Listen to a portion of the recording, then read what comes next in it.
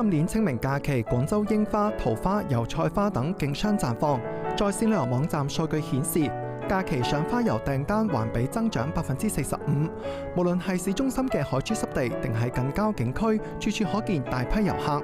賞花經濟持續升溫，好似喺雲羅植物園舉辦主題生活節，用音樂、花海、市集同運動豐富市民遊玩體驗。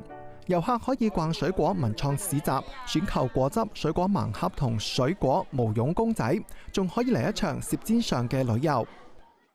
好食啊！有冰糖葫蘆，有冰糖筒會同冰糖青提。清明係24節氣入邊唯一具有節日同節氣雙重身份嘅。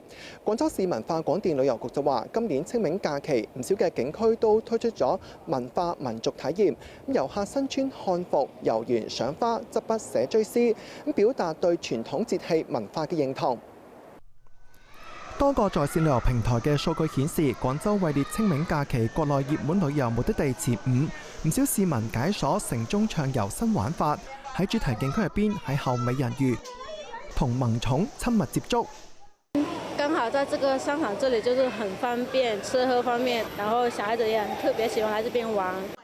清明春遊淡季不淡，在線旅遊網站統計，周邊遊引領清明旅遊市場，將近一半嘅用戶選擇2到3日短途遊。有平台數據顯示，廣州旅遊訂單同比增長10%，其中廣東特色餐飲成為吸客利器，廣州成為外地遊客堂食消費省內最熱門目的地。食在廣州餐飲消費券咁啱喺清明假期使用窗口，疊加餐飲企業自身優惠，對市民遊客都好有吸引力。2025年清明小長假，廣東5星酒店預訂熱度同比上漲近50%。去廣東旅行的遊客中，近60%為00後年輕人。今年清明假期國內人均支出同比上漲大約5%。